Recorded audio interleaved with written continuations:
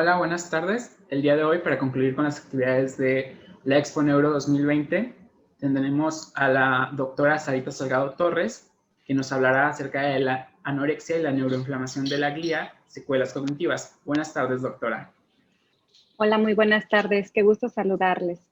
Igualmente. Antes de comenzar con la ponencia, voy a hacer lectura de la semblanza de la carrera profesional de la psicóloga Sarita Salgado Torres, quien es licenciada en Psicología por parte de la Universidad Nacional Autónoma de México, maestra en Medicina Conductual por la Universidad Nacional Autónoma de México y es doctora en Ciencias Médicas por la Universidad de Colima. Es especialista en Psicología Pediátrica por el Instituto Nacional de Pediatría, especialista en Terapia Cognitivo-Conductual Avanzada para Niños y Adolescentes por el Beck Institute en Filadelfia, especialista en Terapias Contextuales por el MIXI Madrid Institute e ITECOC.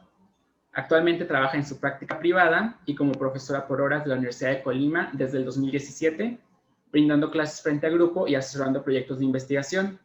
Ha trabajado en la investigación de enfermedades crónico-degenerativas como el cáncer en adultos y niños, la insuficiencia renal, los cuidados paliativos, entre otros, y su relación con variables como la ansiedad, la calidad de vida, los estilos de afrontamiento, la autoeficacia percibida, todo esto desde el año 2004. Laboró en Secretaría de Salud como encargada en el Servicio de Psicología Pediátrica y Psicooncología Pediátrica por más de 10 años, coordinando a nivel estatal el programa Sigamos Aprendiendo en el Hospital y realizando manuales de procedimiento, así como colaborando como secretaria técnica del Comité de Ética en Investigación Hospitalaria por más de 7 años consecutivos. Participó en la realización de los protocolos de manejo en el Centro Regional del Desarrollo Infantil y Estimulación Temprana, CEREDI, Colima, y forma parte de la Sociedad Mexicana de Psicología y el Colegio Oficial de Psicólogos del Estado de Colima. Se ha certificado en 2 ocasiones en diagnóstico temprano del trastorno del espectro autista y en disciplina positiva a nivel internacional. ¿Sí gusta comenzar con la exposición, doctora? Claro que sí, muchas gracias. Gracias por la invitación. Voy a compartir pantalla para iniciar con nuestra presentación. ¿De acuerdo? Sí. Bueno, entonces, bueno, pues esta charla más que nada tiene la finalidad de dar los antecedentes y la versión del aspecto también neurobiológico en un trastorno muy conocido actualmente, pues porque se trata de un trastorno de la conducta alimentaria. Y lo que más se busca, digamos, es encontrar ese correlato, esa relación que se tiene entre todas estas conductas y su base neurobiológica. Como antecedentes tenemos que la anorexia nerviosa es, junto con la bulimia, un conjunto de trastornos de la conducta alimentaria y uno de los principales desórdenes alimentarios. Lo que distingue a la anorexia es el rechazo de la comida por parte del enfermo y el miedo obsesivo que se tiene a engordar, que puede conducirle a un estado de inanición. Obviamente, en casos graves sabemos que la desnutrición puede llevar a la muerte. Como antecedentes históricos, conocemos los casos muy, muy concretos de las santas, ¿no? Antes se le llamaba santa anorexia porque todo surge con Catalina de Siena, que era una adolescente que queriendo ser religiosa, sus padres no la dejaban entrar a esa orden, al convento. Entonces, una forma de desafío ante la autoridad de sus padres fue dejar de comer. En ese tiempo, las religiosas de la Edad Media consideraban que estar sin comer, pues como un signo, era un signo de santidad, ¿no? Entonces, bajo esa premisa, continuaron el ejemplo de Catalina de Siena, poniendo como principal objetivo que el ayuno era un medio para que el espíritu triunfara y no la carne. La paciente Catalina de Siena empezó a los 26 años y murió a los 28 años, 2 años después del inicio de la evolución de su enfermedad. Posteriormente, las primeras referencias del siglo XVI, en 1873, Hull en Londres y Lasage en París, describen cuadros anoréxicos, pero ellos hablan de que tenía una relación con la histeria conversiva y era la causa del trastorno. La denominaban anorexia histérica. Hull descartó la posibilidad que una enfermedad orgánica justificara la anorexia. Más adelante, Richard Morton definió ya la anorexia nerviosa como una perturbación del sistema nervioso, del mismo tipo que la tristeza, la ansiedad, que llevaba a una degeneración corporal. Y posteriormente, en 1982, Garfinkel ya la definen como un trastorno diferenciado de patogénesis complicada con manifestaciones clínicas que son el resultado de múltiples factores, tanto predisponentes como desencadenantes. Actualmente se conoce que hay un alto índice de trastornos de la conducta alimentaria, sobre todo en adolescentes. Por lo menos 1 millón de adolescentes lo padecen y cada año aparecen 20,000 casos nuevos. Esta situación es alarmante. En México se han encontrado porcentajes desde 5 a 18% de conductas alimentarias de riesgo en muestras de adolescentes y la mayoría, el 95%, son mujeres de 14 y 20 años de edad. Los niveles socioeconómicos más frecuentes es medio-alto. Y bueno, en el Instituto Nacional de Pediatría se detecta en los últimos 5 años un aumento de la consulta de primera vez por trastornos de la conducta alimentaria, que anteriormente estaba en 1.9% y actualmente en el 67.9%. Este aumento es abismal. Específicamente en la anorexia, hay una encuesta que se hace a nivel nacional que se llama ENSANUT, que habla de la salud y nutrición de los mexicanos, y en esa se encontró que de los 11 a los 20 años, el 0.58% padecen anorexia, y específicamente el grupo de edad de los 13 a los 18 años, el porcentaje es más alto, de 3.3%. Entonces, estamos hablando de personas que están tanto en la secundaria como en el nivel bachillerato, en el nivel medio superior. Entonces, es impactante las cifras, por lo cual hay que estudiarlo.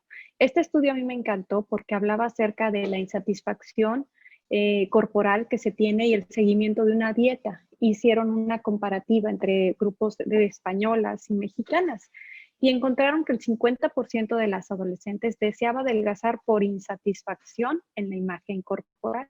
El 60% consideraba que dejando de comer lo iba a lograr.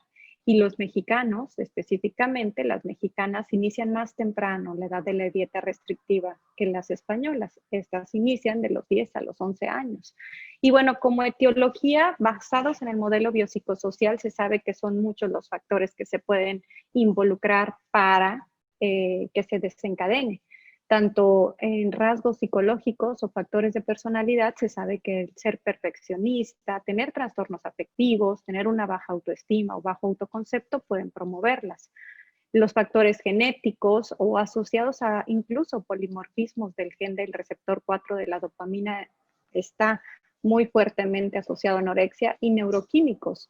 Incluso en este aspecto biológico también hay referencias que hablan de las mamás gestantes, que durante el embarazo no se hubo el aporte apropiado de ciertos nutrimentos. Los valores sociales, pues todos los conocemos, esta sobrevaloración de la delgadez, y en los factores familiares encontramos que son padres algunas veces con un estilo de crianza sobreprotector, muy preocupados por el éxito, rígidos y que evitan el conflicto. Entonces, la comida puede llegar a ser la forma de desahogarse. Como les decía, en los factores biológicos también encontramos algunas alteraciones del eje hipotálamo pituitario gonadal, que son anormalidades endocrinológicas, inmadurez o disfunción de centros reguladores del apetito que están en el hipotálamo también. Y en el apartado psicológico se ha hecho muchísima investigación referente a la relación madre-hijo. Y habla de estos estilos de apego disfuncionales en donde hay una desconexión entre las necesidades del bebé que la madre no es capaz de darle, ¿verdad? Entonces, sí es muy importante estas primeras funciones del ego. Posteriormente también se ha estudiado muchísimo referente al abuso sexual en la infancia, a la insatisfacción con la figura corporal, una baja autoestima, tendencia a complacer a otros, siempre estar muy enfocados en ellos.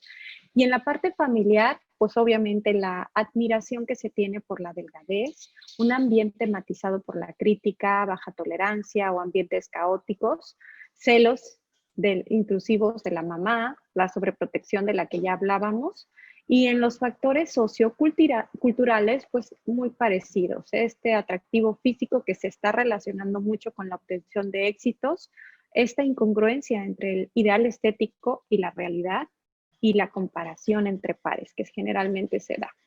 Entonces, haciendo un juego con estos factores, encontramos predisponentes, perpetuantes y precipitantes.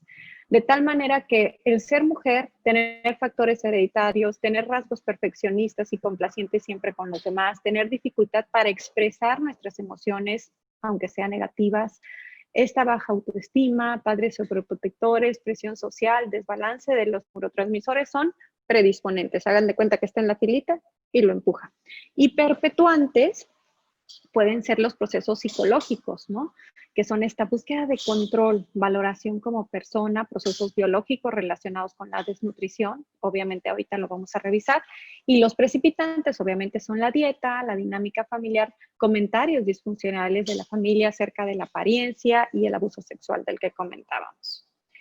Este estudio a mí me encantó porque da un panorama estadístico. Si ustedes se dan cuenta, lo que se muestra con la significancia más alta son los factores que tienen que ver con la aparición. Por ejemplo, violencia intrafamiliar, en la aparición de anorexia es muy alta la significancia, a lo mismo que el maltrato físico, ¿verdad? Que bueno, son diversos tipos de violencia. Entonces, es importante conocerlos, sobre todo cuando se hace la entrevista, ¿verdad? Como sabemos entonces, hay un temor a engordar, una distorsión en la imagen corporal, porque se perciben distintos, amenorrea, que es esta falta de menstruación, caquexia, que es el índice de masa corporal muy bajo, hay cansancio, perfección, depresión, y todos estos síntomas están constantemente, pues, apareciendo en los pacientes, ¿verdad? El diagnóstico de la anorexia, de acuerdo a los criterios clínicos del DSM-5, que es nuestro manual de diagnóstico, es, bueno, como ya decíamos, primero la A, que hay una restricción de la ingesta energética en relación con las necesidades corporales, que obviamente esto conduce a un bajo peso relacionado con la edad, sexo, desarrollo y salud física. La B, que es un miedo intenso a ganar de peso o engordar. Ojo, cuando digo miedo intenso es parecido a una fobia. C, que es la alteración en la forma en que uno mismo percibe su propio peso o constitución. Y bueno, se dice que hay de tipo restrictivo y con atracones. El restrictivo es que durante los últimos 3 meses el individuo no ha tenido episodios ni de atracones ni de purgas. Por purgas conocemos el hecho de que se tomen algún laxante o incluso que hagan algunos lavativos. En los tipos de atracones o purgas, pues obviamente es que aparecieran en estos 3 últimos meses. ¿Cuándo se considera en remisión parcial? Cuando no está la A, por algunos meses, 3 meses generalmente. En remisión total es cuando ninguno de los criterios clínicos se vuelven a aparecer. O sea, a pesar de que la paciente ya haya ganado peso, si continúa el miedo y la alteración en la percepción corporal, se considera en remisión parcial. Eso es muy importante a reconocer. Y la gravedad se da de acuerdo al índice de masa corporal, ¿verdad? Esto ya los nutriólogos lo manejan excelente y la Organización Mundial de la Salud lo pone para que nosotros aprendamos a identificarlo. Las características es que es una enfermedad crónica, tiene alto nivel de recaídas, hay alteraciones en el funcionamiento psicosocial y tiene un alto riesgo suicida.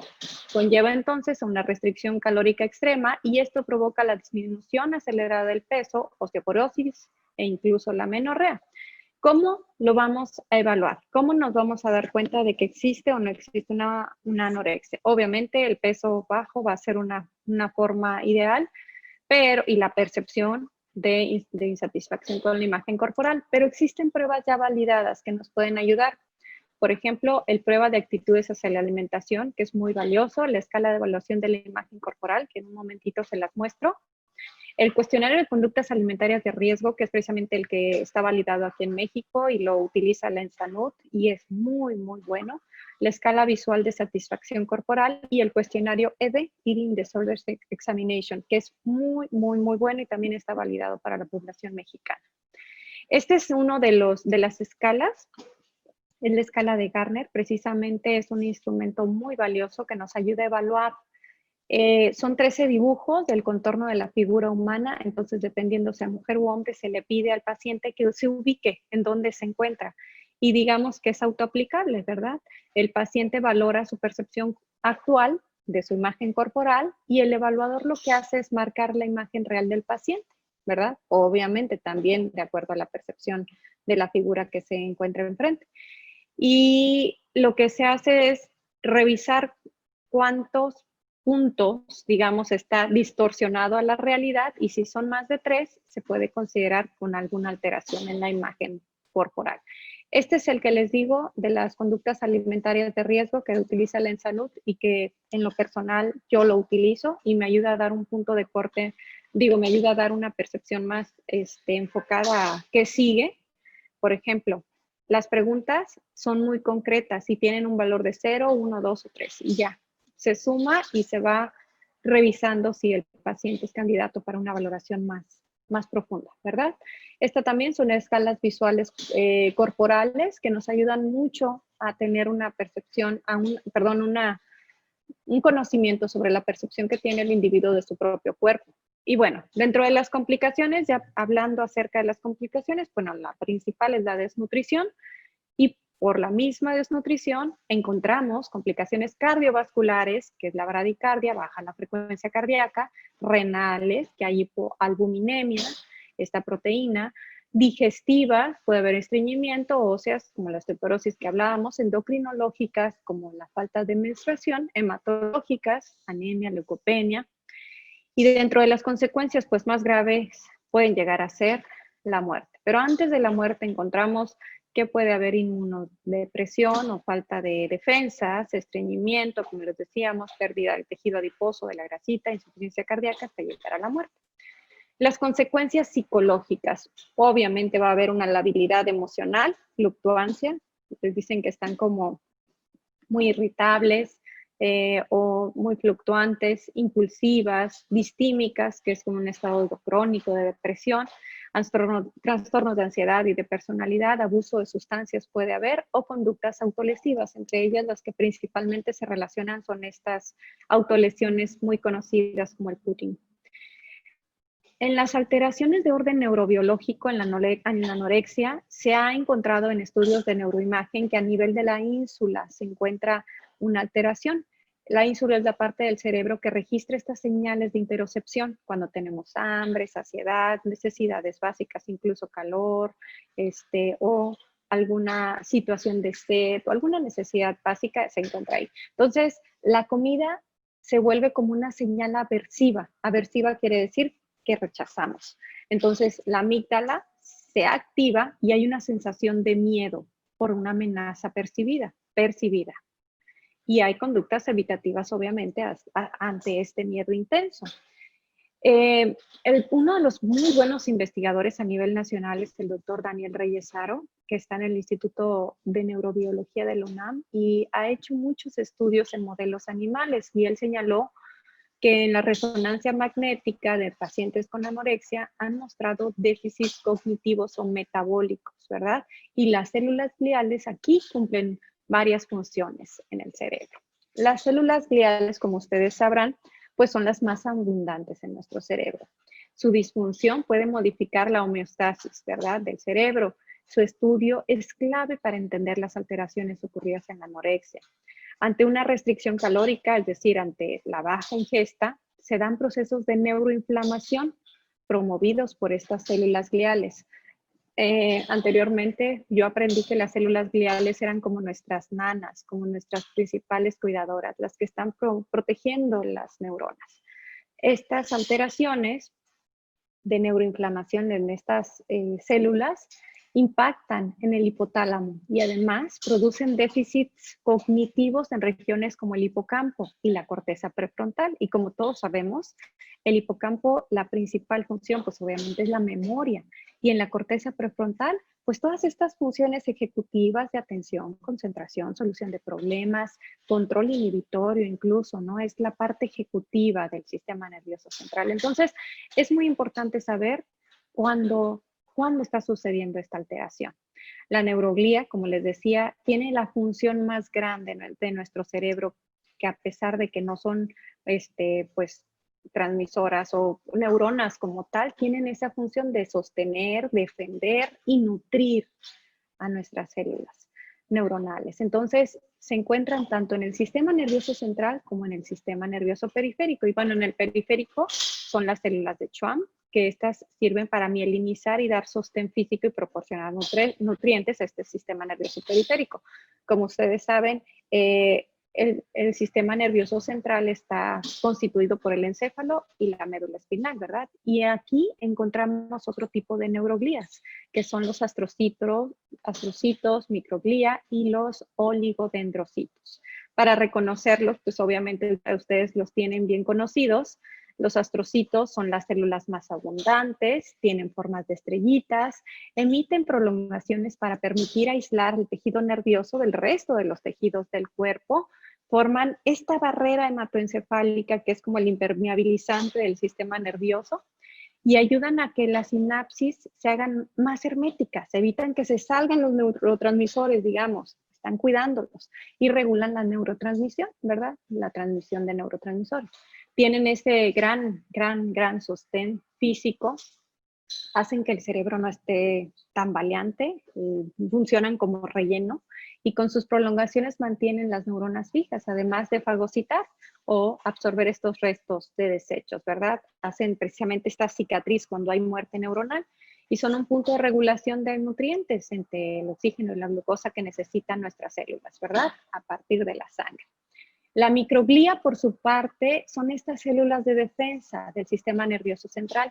No son inmunitarias. Cuando hay una lesión, se activan los fagocitos y la microglía absorbe los restos neuronales y defienden de una invasión de virus y bacterias. Y participa también en los procesos inflamatorios. Por su parte, los oligodendrocitos forman esta vaina de mielina que recubre los axones. Si ustedes recordarán, todas las células tienen dendritas, axones y cuerpo, ¿verdad? Entonces, los oligodendrocitos forman esta cubierta.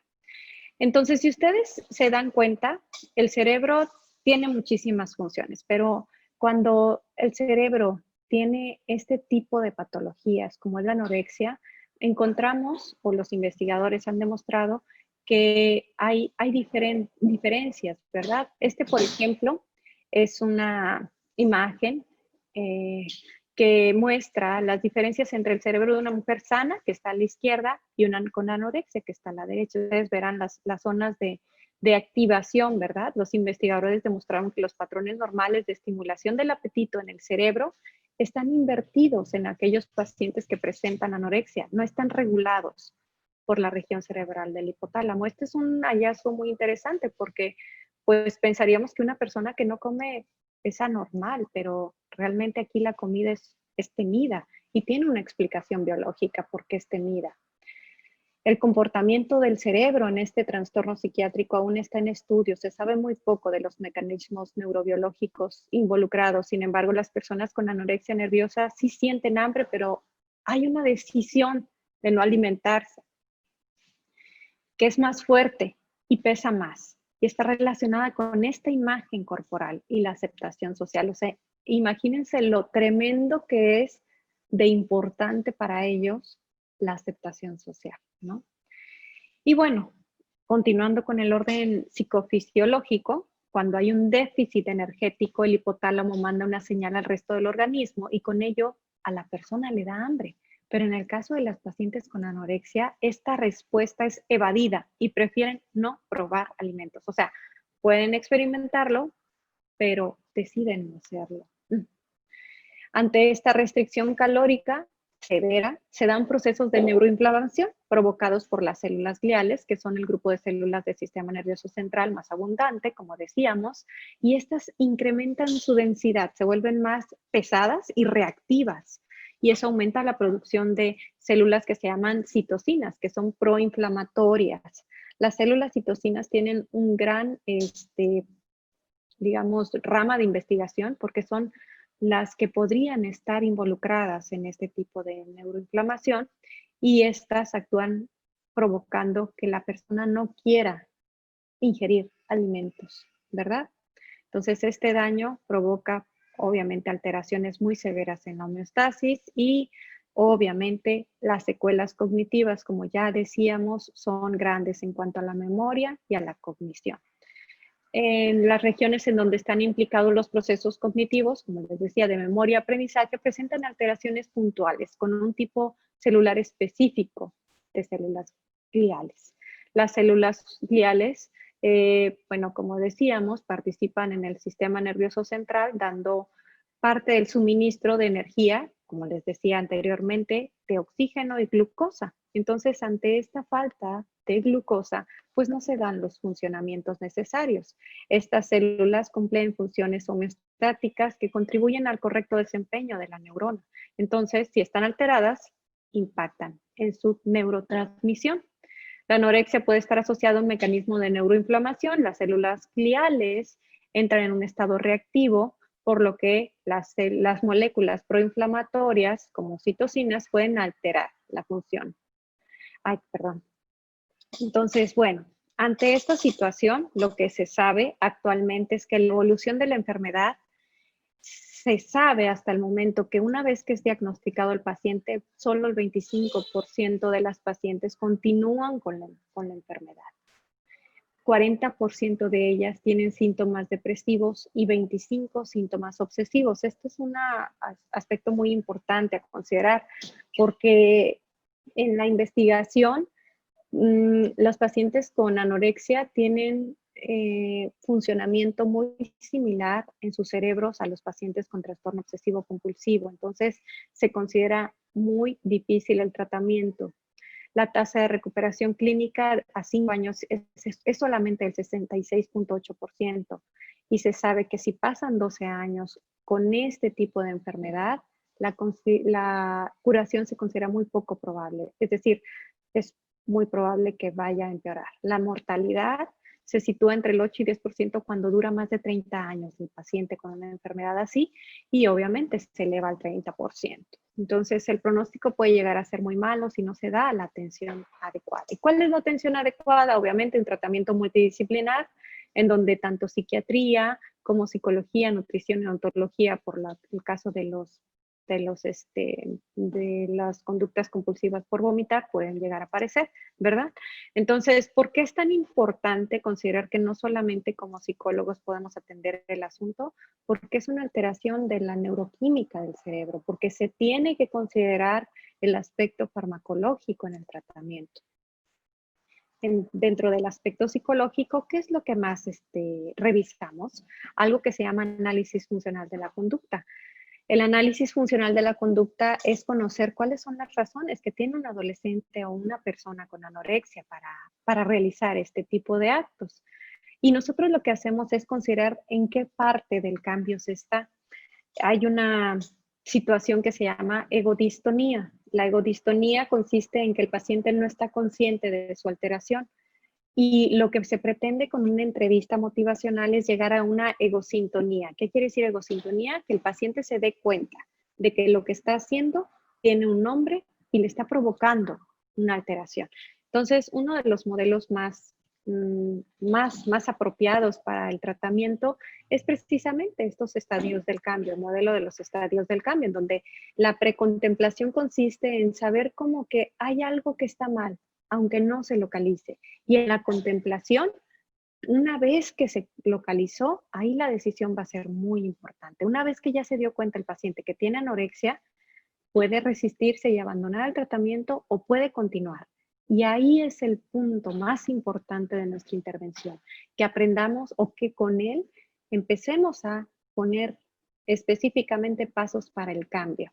Y obviamente mantener esos cambios para que se dé la consolidación. Si no, se espera una recaída y bueno, se vuelve a empezar, ¿verdad? Este es un círculo que ha funcionado mucho para los terapeutas en su tratamiento.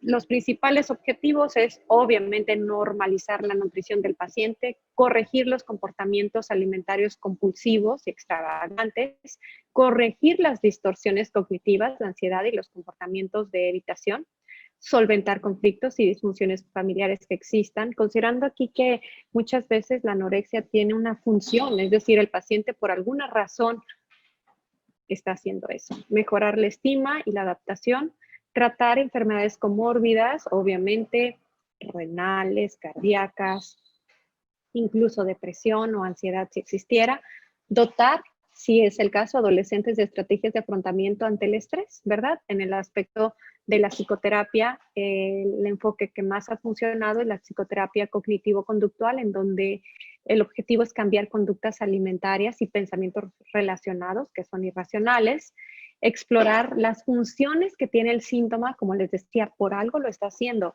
para así favorecer la construcción de estrategias emocionales adecuadas. ¿Y cuáles técnicas ocupamos? Las psicoeducativas, que son muy valiosas, es decir, explicarle a los pacientes lo que están presentando, la exposición gradual a la recuperación del peso.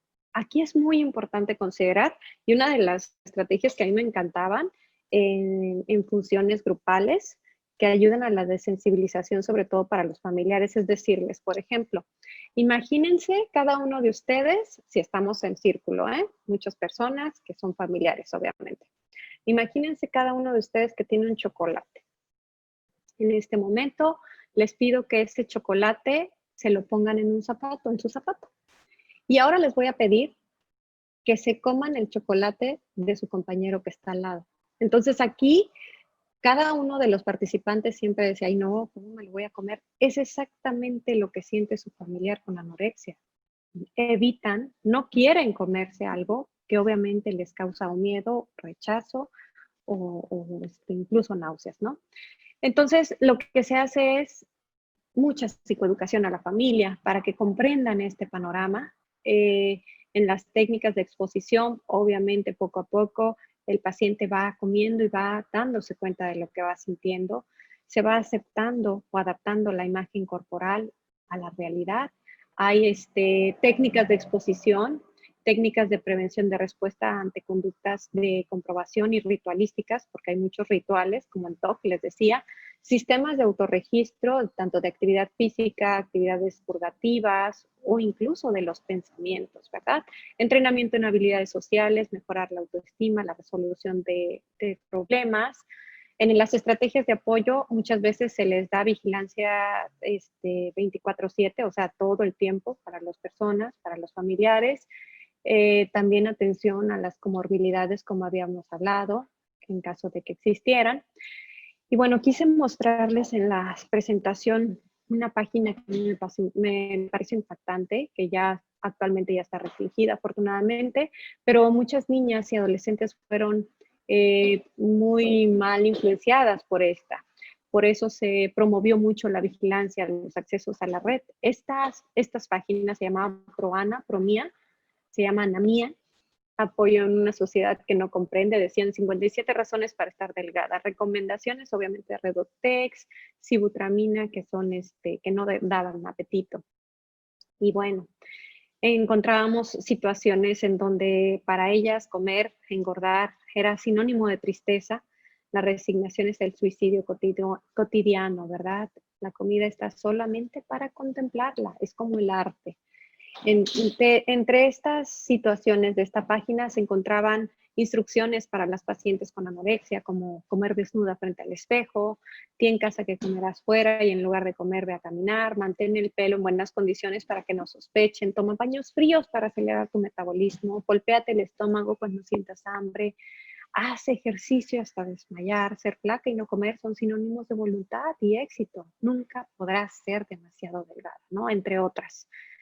Y bueno, son situaciones en donde es muy preocupante porque incluso las redes sociales, en un estudio se encontró que las características relacionadas con las preocupaciones en la imagen corporal en las redes sociales eran pues muy altas.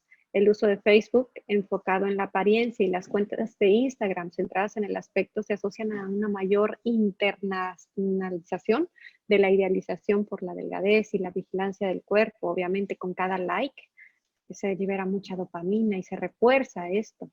La elevada exposición de la apariencia en las redes se correlaciona positivamente con el incremento de la distorsión en la imagen corporal en las adolescentes. La no satisfacción corporal, la internalización de la delgadez y el autoobjetificación, es decir, que se vuelva un objeto el cuerpo, ¿verdad? Sin ver ya el aspecto saludable.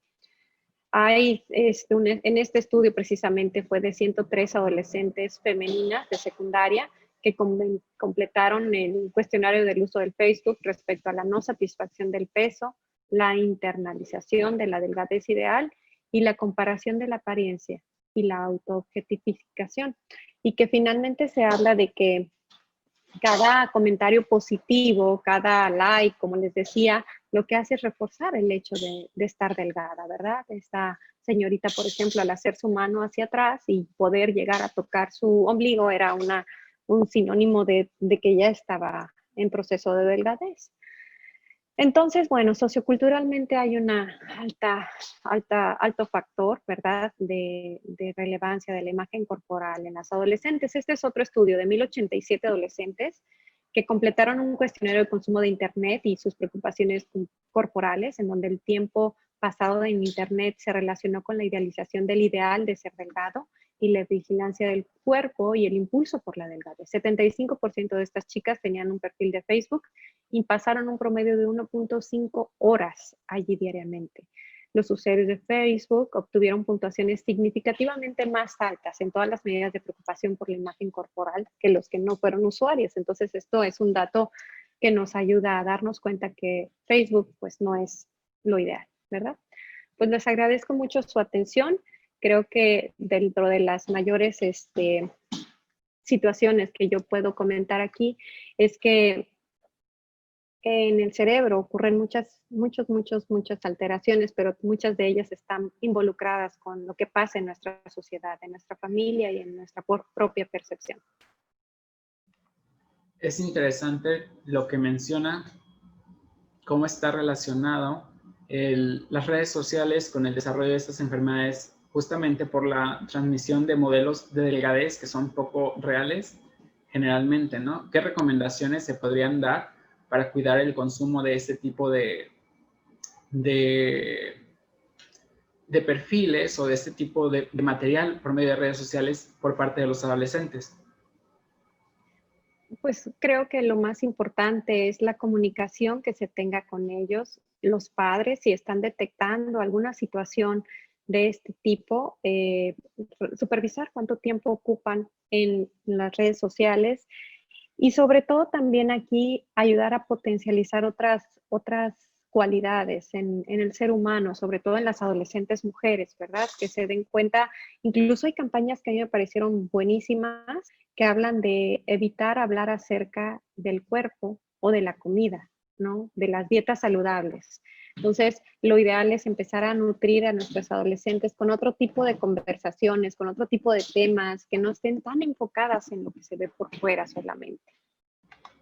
Sí, porque justamente hoy en día, por medio de las redes sociales, se pueden encontrar distintos tipos de dietas, aplicaciones, que justamente promueven este cuidado del consumo de calorías, cuidado de la restricción alimentaria, nuevos mecanismos o sistemas para bajar de una manera más rápida de peso, ¿no? Justamente sería el cuidar y el tratar de que estén informadas también por parte de las familias o de los familiares para que ellas puedan hacer una toma de decisiones más consciente. Exacto, exacto. Eso es muy importante lo que acabas de decir, Ricardo, porque finalmente la toma de decisiones es muy personal. Entonces, los padres tienen hasta cierto punto un nivel de influencia, pero ya después de cierta edad, cada uno de nosotros tomamos decisiones. La decisión de comer o no comer es muy personal. Y aquí desde la primera infancia es muy importante ayudarles a los padres a darse cuenta que la comida no se vea como un castigo. Es decir, si el niño está sentado frente al plato y ya no quiere comer, evitar decirle, tienes que comértelo todo, o incluso evitar premiar con postres, ¿verdad? O sea, utilizar la comida para lo que es, para comer, para nutrirse, ayudarle a los niños a conocer el plato del buen comer, a regular lo que comen de acuerdo hasta donde es satisfactorio para ellos, nunca forzarlos, pero tampoco hacerles ver que es importante solamente cómo se ven, sino que es muy importante lo que aportan, lo que sienten, lo que piensan. Creo que otra cosa que también sería importante resaltar es el entender que cuando se tiene este trastorno de la conducta alimentaria, el comer no es simplemente por no querer, sino porque ya hay realmente un miedo al ingerir alimento porque esto implicaría después un aumento de peso, a lo que también se tiene miedo dentro del trastorno, ¿no? Exacto, exacto. Yo creo que esta parte es tan importante en el padecimiento porque no es fácil para un padre el percibir, o incluso para los propios médicos, no es fácil cuando se acercan al paciente el percibir que no quiera comer, el que no resista o tolere comer un poco más de lo que él considera correcto, ¿no? Esta situación de fobia específica a los alimentos, de restricción, de miedo intenso, tiene que comprenderse desde ese panorama, sensibilizar a las personas que esto es una situación orgánica, que el cerebro no está funcionando adecuadamente y que precisamente por eso están también pues involucradas funciones neuroquímicas, ¿verdad? Y justamente a partir de estos, tanto modificaciones a nivel cerebral como modificaciones en la psicología y el comportamiento, es que se requiere de un tratamiento multidisciplinar para poder abordarlo desde las distintas fuentes de origen, el trastorno. Exactamente, exactamente, ser muy integrales, siempre pues actuar con ética. Eso quiere decir que si el tratamiento es interdisciplinario, nunca considerar que solamente el tratamiento psicológico lo es todo. Tenemos que tener mucha comunicación con los médicos, con los nutriólogos, incluso con los odontólogos, para tener un adecuado abordaje. Muchas gracias, doctora Sarita. ¿Algo más que quiera agregar? No, pues simplemente agradecer el espacio y bueno, estoy completamente a la orden, dejo mis datos también por si tienen alguna duda o pregunta. Muchísimas gracias. Por nuestra parte sería todo. Entonces, hasta aquí terminaría la conferencia del día de hoy.